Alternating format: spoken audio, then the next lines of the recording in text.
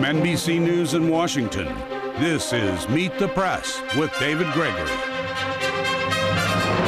This Sunday, war and peace. To be honest, I do not feel that I deserve to be in the company of so many of the transformative figures who've been honored by this prize. President Obama unexpectedly wins the Peace Prize, even as he tries to craft a new strategy to win the war in Afghanistan, now entering its 9th year. Is the centerpiece of Obama's foreign policy mission impossible?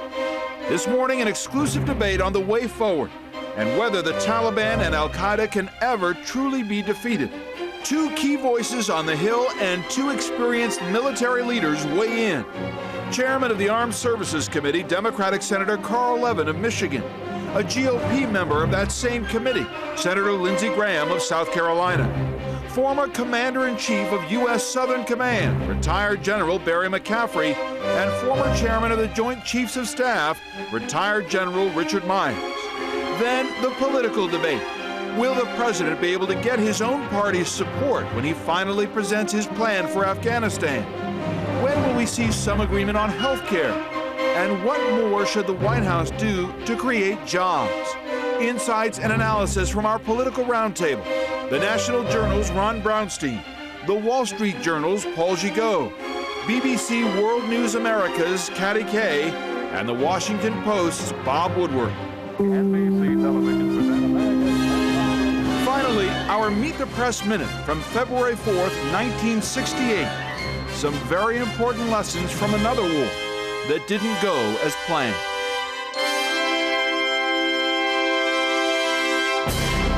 But first, the debate about the way forward in Afghanistan. Joining me now, the chairman of the Senate Armed Services Committee, Carl Levin, and the Republican from South Carolina, Senator Lindsey Graham, as well as retired generals Richard Myers and Barry McCaffrey. Great to have all of you here for such an important discussion. So here's where we are. On the president's desk, a request for more troops, up to 40,000 troops from his general on the ground, General McChrystal. The president has said in Afghanistan it is a war of necessity. In March, he said there was a massive counterinsurgency strategy. That was the strategy. So Senator Levin, if his commander comes to him and says, I need more forces, why isn't the answer yes?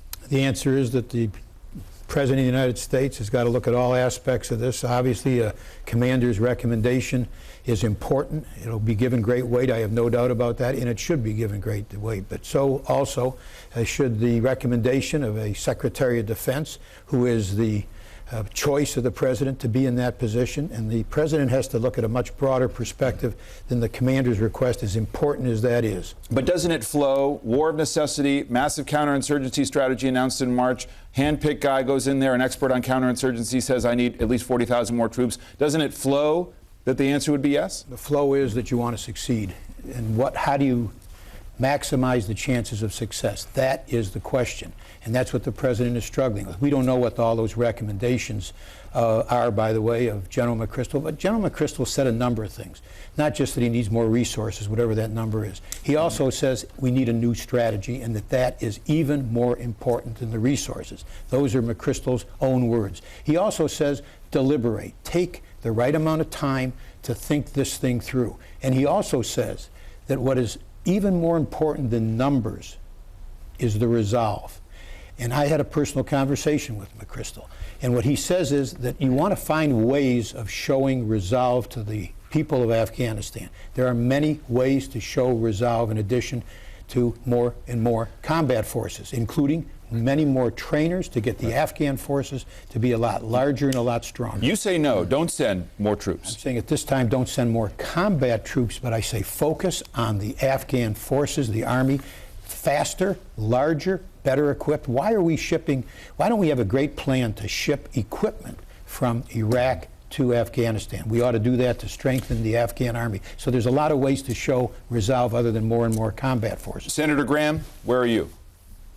I think I'm with General McChrystal. He says that the force structure we have today, 68,000 American troops, plus our NATO partners, plus the Afghan Army, are not sufficient to turn around the momentum that the Taliban have gained. I am all for more trainers, The president says we're not going to withdraw. He's rejected the counterterrorism strategy. The only difference this morning is whether or not you put combat troops in to enable the trainers. The Afghan National Police are getting slaughtered. It's hard to train people, send them off to fight when they get killed at their first duty station. So without better security, the training element will fail. That's exactly what happened in Afghanistan. So we need more combat power. General McChrystal says 40,000 in that neighborhood. I would go with the general. There's a larger question of what the nature of the fight is right now, and I'll turn to the two generals here. This is how the New York Times reported it on Thursday in terms of the debate that's taking shape within the White House. President Obama's national security team is moving to reframe its war strategy by emphasizing the campaign against al-Qaeda in Pakistan, while arguing that the Taliban in Afghanistan do not pose a direct threat to the United States. In fact, General Myers, the current National Security Advisor, General Jones, says there's fewer than 100 al-Qaeda fighters actually currently operating in Afghanistan. What is the central front here in this war? I think the central front is against violent extremism, which plays out in both Afghanistan and, as we saw just recently in the last several months, in Pakistan as well. So I don't know how you differentiate between violent extremists that have an extreme view of their religion and are willing to go to any means to achieve their political goals. And we're seeing it play out in Afghanistan. We're seeing the Taliban in Pakistan. So it's more than Afghanistan. It's Pakistan as well. It's the region. Uzbekistan has terrorists that have found safe haven in Afghanistan before. And then I think that spills over into the rest of the world, matter of fact. But where should the fight be, General McCaffrey? I mean, within the White House, there seems to be a very strong view that the focus on Afghanistan and counterinsurgency against the Taliban might be misguided. We went to war after 9/11 to take out al-Qaeda, and they don't appear to be there in big numbers in Afghanistan. Well, you know, I actually think Senator Levin set the argument up correctly. The last thing we ought to debate is whether the answer is 40,000 or 10,000 troops. The real question is, you get this giant nation, 32 million people. It's 500 miles from the sea, which complicates matters. Our logistics lines go through Pakistan. The question is, do we have resolve to build a viable state in Afghanistan? And that's a function not just of troop science. Now, having said all that, there's 25,000 Taliban on the ground now, is the unclassified number we're talking about. The country's in quadruple in terms of direct enemy threat. We're about on the verge of losing small U.S. combat forces. I don't see how the president can't back up his ground commander in the short run. So you got to escalate. I think in the short run, you got no option. General, do you have to escalate? I think you probably do, but I would caution. It's not about 40,000 or whatever the number is. And by the way, that doesn't all have to be U.S. in my view. I think one of the things the president and his team has to do is convince our friends and allies who committed at the Bonn conference back in 2001 to help support development of Afghanistan that they have to pony up as well. And they have to do so. When they do so, they have to do it with the right rules of engagement. Senator Levin, some of your colleagues, Senator Graham included, Senator McCain, say, hey, remember the surge in Iraq? That's a model here, and things got better in Iraq. We don't know the outcome in Iraq yet, but you traveled to Iraq in 2007, and you said there were tangible, positive results from surging U.S. forces. Why not apply those lessons to Afghanistan and send more combat troops if your general says we need them? The surge that really worked, that will work in Afghanistan, will be a surge of Afghan troops. And that's not me speaking. That's a captain, Marine captain down in Helmand Province, who says the Achilles heel in Afghanistan is the shortage of Afghan troops. Our own commandant of the Marines, General Conway, says if he could change one thing in southern Afghanistan, it would be to have more Afghan troops. As far as the Iraqi surge is concerned, it took place after the strategy was changed to try, and successfully, to get 100,000 Iraqis who were attacking us to switch sides. That was called an Iraqi surge, Sons of Iraq, and we need to do the same thing in Afghanistan. It takes a plan. We don't have a plan yet to get those lower level, those local Taliban fighters who are on a payroll, not because they're wildly fanatic religious people, but because they're being paid. But, Senator Graham, doesn't it also take a government in Afghanistan that's a legitimate ally, that isn't corrupt, that isn't failing in the fundamental job of governance? Absolutely. You could send 1 million troops into Afghanistan, and it would not legitimize their government. But then why are you pushing for more troops when we don't have an ally there? Well, because I do believe, like Iraq, where you had a dysfunctional government, the security environment was impossible for Iraq to move forward. And once the security got better due to the surge, the Iraqis stepped up. So what I am suggesting is that training the Afghan army and police only is a failed strategy. We had 200,000 people trained in Iraq. They folded like a cheap suit when they went in combat. Only when we embedded with the Iraqi army and police and provided better security did the training get better and governance get better. You have to do two things here. You have to bring about security, because if the Taliban keep reemerging, it's a mortal threat to Pakistan, according to the foreign minister of Pakistan. Any area lost to the Taliban means soccer stadiums are reopened. It would be the defeat of NATO, so you got to secure the country against a reemergent Taliban and have benchmarks and measurements on the Afghan government to get them to perform better for their people. You have to do two things at once. It's exactly what we did in Iraq, but without better security, more combat power, we're going to lose in Afghanistan. Senator, you and your colleagues, like Senator McCain and others, have been suggesting that the president is taking too long in making this decision. Do you think he's showing weakness in this very important national security problem? Not at this point. At the end of the day, he'll be judged by the decision he makes. If he does a half measure, putting just a few troops in that won't turn around the momentum of the battle, that will be weakness. If he used the counterterrorism strategy, that would lead to failure. If he will plus up American combat power and get more NATO troops involved and go after the Taliban and push the Karzai government, that will be strength. And the Iranians will notice what we do in Afghanistan. The Pakistani government feels threatened by a reemerged Taliban. They say, why are we sticking our necks out? So I think what he does will determine if he's weak or strong. But right now you think he's being appropriately deliberative? Yes, I think if he'll continue to talk with his foreign policy team and the generals and come up with a military-civilian strategy that is robust and gets to the heart of the problem, he will be just fine and earn the award he was given. Let me take a step back here. We'll get to the Nobel Peace Prize in a few minutes. I want to talk about the current situation in Afghanistan by going back to the beginning. This was President Bush in October of 2001 announcing the invasion of Afghanistan. Given the nature and reach of our enemies, we will win this conflict by the patient accumulation of successes. Well, you'd have to be very patient if you look at the timeline of this war compared to other wars. The United States was in Vietnam for 102 months, the American Revolution 100 months, the Afghanistan War 96 months and counting. And where are we currently? General McChrystal, the commander on the ground, said this in his assessment this summer. The situation in Afghanistan is serious. Many indicators suggest the overall situation is deteriorating. General Myers, you were chairman of the Joint Chiefs starting in October of 2001. What assumption about Afghanistan was fundamentally wrong? I think I think it played out in execution. My view, and it's been talked around the four of us here, if you're going to be successful in these endeavors, Iraq or Afghanistan, it takes all instruments of national power. We've been focusing on troop strength. That's an important part of the equation. The other parts, though, economic development, political, diplomatic development, have been lagging. They lagged in Iraq, and now they're lagging in Afghanistan. We have a central government. But the question I'm asking is, you were the military leader at the time with Senator Rumsfeld, and you were advising the president. Did the Bush administration fail because it didn't commit enough resources to this war? Well, by the time I left office, Afghanistan had a constitution, they had a central government, and they were progressing fairly well. The Taliban had retreated. The Taliban has come back, and you could argue that we should have had more forces in there, I suppose, at the time. What do you think? That is the argument. Well, I think my view is that we had it about right. The central government was relatively cohesive. Then why aren't things going better 8 years later? The Taliban reemerged, and the central government has gotten weaker. We've taken our eye off, I think, off the other elements of power that it needs to, not just the military part, but it needs to be successful. But what wasn't the issue? You took your eye off of Afghanistan because you wanted to put forces into Iraq. Well, that was never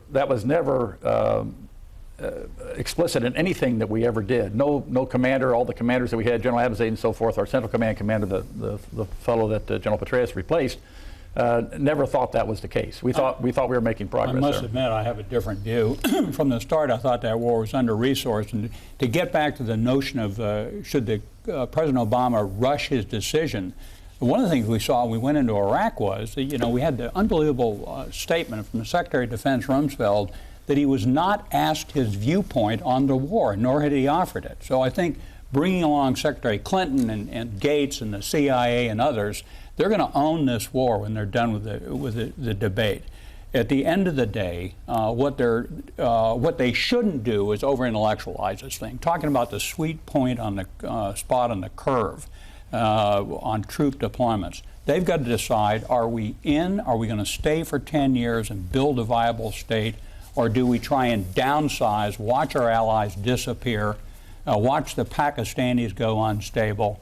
My guess is they've got a political decision. It's unbelievably difficult. The country isn't with him. His party isn't with him. How's he going to reach a conclusion to support Petraeus and McChrystal in a short one? Senator Levin, I want to ask the same question to you because I think it's important, which is, what assumption about the war in Afghanistan has proven to be wrong? I think that perhaps the key assumption so far is that there was a government which would be viable, and it is not. The key assumption is that this is a matter for American combat forces rather than to be focusing on the Afghan army, which is a highly respected institution inside of Afghanistan. Clearly, we should keep the number of forces that we have. No one's talking about removing forces. The question is whether we focus on more and more American forces or do what we should have done here all along, build up that Afghan army and build up the police much more quickly and do what we can to put in place, to the extent we can, a government which has the confidence of the Afghan people and also focus, as Barry McCaffrey said, on the economy as well. You've got to have commitment of the Afghan people to a government, and that means they've got to see some things positive that are happening in their towns and villages. What about the question of when this war ends?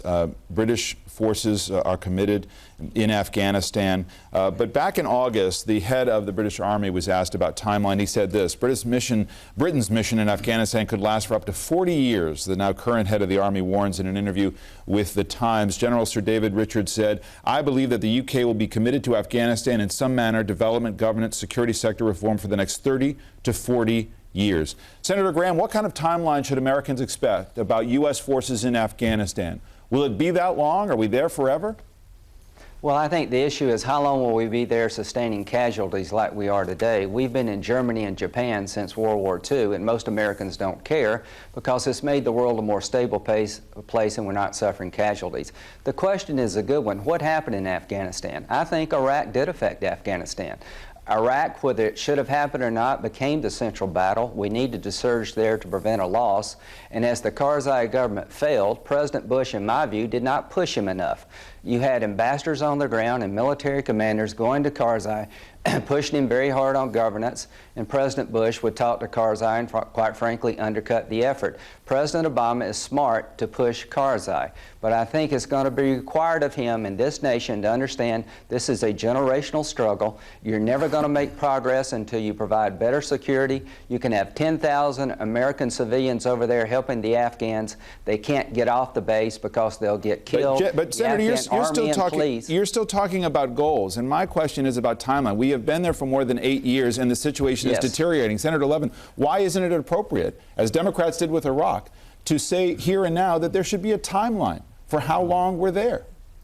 There should be milestones for success, obviously. A deadline for withdrawal? No, I don't think we can put a deadline. I don't think we know enough about how these events are going to unfold for there to be a deadline. But the mistake, going back to that last question, I believe that was made in Afghanistan was taking our eye off that ball, not going after bin Laden when we had him where we wanted him, and instead shifting our major focus to Iraq. I think that was the major mistake that was made. But now I think it would be a mistake for us to do anything other than to look for ways to succeed in Afghanistan, and there's a legitimate debate going on as to how do we succeed in Afghanistan, and that's what we ought to focus on. Setting a timeline, I don't think, would be the right thing. Senator? David, could I add something? I don't mean to. Yeah, go ahead. Can I add something? Yes, sir. I think in the next 24 months, if we'll follow the McChrystal plan to reinforce the 68,000, bring about better security, come up with a game plan of better governance, in 24 months from now, we'll change the security environment, we'll build up the Afghan army and police, and we can begin to do in Afghanistan what we're doing in Iraq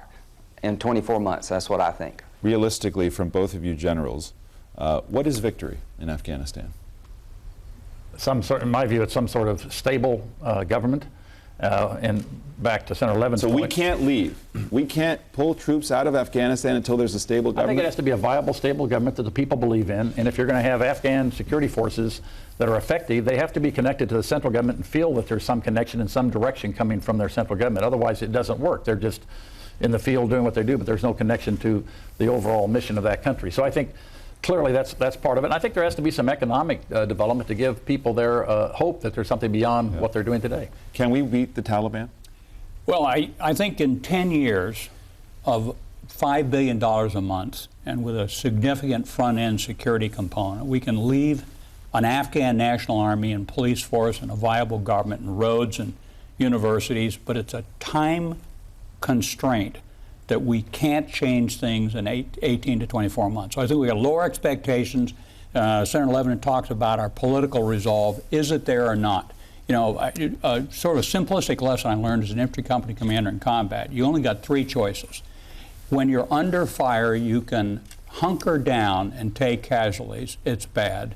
You can break contact and withdraw, or you can reinforce and attack. That's really the challenge facing the Obama administration right now. And the politics of it are really tough. The American people do not appear to support large-scale continued intervention in this conflict. Judge, with very little time left, I want to get to 2 other issues. The president spoke last night at the Human Rights Campaign dinner and spoke about don't ask, don't tell. I'm working with the Pentagon, its leadership, and the members of the House and Senate on ending this policy. Legislation has been introduced in the House to make this happen. I will end don't ask, don't tell. That's my commitment to you. That, of course, the position of the military to expel gays and lesbians from service. Senator Levin, will the president live up to this pledge? Can he?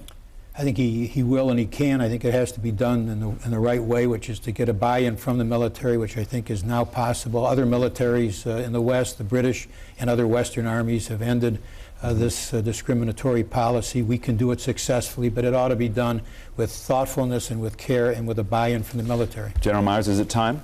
I can't talk about whether it's time or not. I think the process that Senator Levin outlined is exactly right, that the senior military leadership needs to be part of this. The Pentagon needs to be part of it. Do you have an opinion about whether it's time? Well, I take some exception to what Senator Levin said, because gays can serve in the military, just can't serve openly, and they do, and there's lots of them, and we're the beneficiary of all that. So okay. I'll leave it to the current folks to decide whether it's time or not. Well, there's no question it's time to change the policy. The key to it isn't buy-in from the military. It's for Congress to change the law. They ought to do so, and I'm confident the military will move ahead on it. And we, I think, will do that, but we'll need the support, at least, of some of the military to do it. That's right. You can't. Does the president have the political resolve to make good on the process? He does, and I think many of us do. Yeah. I thought it was a mistake to begin with. Right. Congress has the resolve as well to change it? I think we will gain that resolve. The way we've made other changes in this country, the military are the ones that ended a discriminatory policy against African Americans. They can end it here, and it would be great progress. And finally, Senator Graham, on that question, do you think the military should end the policy? Well, it's my belief that if the policy, you don't have buy-in by the military, that's a disservice to the people in the military. They should be included in this. I'm open-minded to what the military may suggest, but I can tell you I'm not going to make policy based on a campaign rally. And when it comes to time, the one thing I would say again about Afghanistan, history will judge not when we left, but by what we left behind. And our national security interests will be determined by what we left behind and not when we left. And if this policy about don't ask, don't tell changes, it should be done based not on politics, but on reason. And finally, Senator Graham, do you think the president deserved the Nobel Peace Prize? If he can successfully turn around Afghanistan, deter Iran from getting a nuclear weapon, I will build a bookcase for him to put it in. It depends on what he does. Senator Levin. I think it was a positive statement about hope for America, as well as a recognition of the new direction that he's setting for us. All right, we are going to leave it there. This debate will continue. Thanks to all of you. And coming next, Afghanistan, healthcare, and jobs, the politics behind it all. Insights and analysis from our roundtable, plus our Meet the Press Minute, highlighting some eerie similarities between Afghanistan and Vietnam. Only on Meet the Press.